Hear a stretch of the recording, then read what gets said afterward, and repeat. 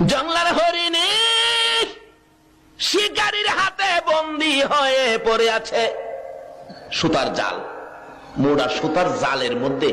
সাগর থেকে জাল দিয়ে বড় বড় মাছ ধরে না, শিকারী দুই পাহাড়ের চিপায় সুতার জাল পাইতা ওই জংলার মধ্যে লাঠি দিয়া বাইরেতেছে। লাঠির বাড়ির আওয়াজ শুনে হরিণ তো একটা দুই পাহাড়ের মাঝখান দিয়া দৌড় দিয়ে গিয়া সুতার জালে আটকিছে। যত নড়াচড়ি করে ততই জাল পেছায়।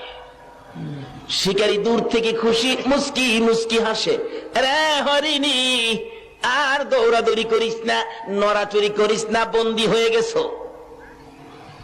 ভালো করে পেঁচাইয়া শিকারী শেষরাইয়া কিতাব লেখে। আলগাইতে পারে না ভারী বেশি, হরিণটা মোটা তাজা বেশি ছিল বিদায় শেষরাইয়া নিতেছে। হরিণী শেষরাইয়া নিতে যাইয়া গো এই পাথরের কনাই লাইগা হরিণের সমস্ত চামড়াগুলো শিলা রক্ত বাহির হইতেছে।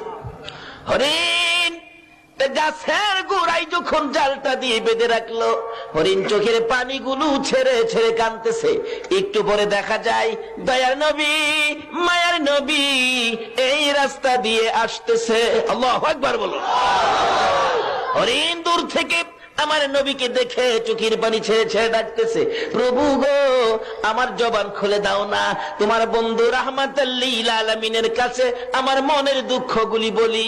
আল্লাহ বলেন, জংলার হরিণ রে, আমার বন্ধুর সাথে কথা বলার জন্য জবান খুলতে চাইছস, যে নবীর উসিলায় এত কিছু করেছি, এই নবীর সাথে কথা বলবি, যা তোর জবান খুলে দিলাম।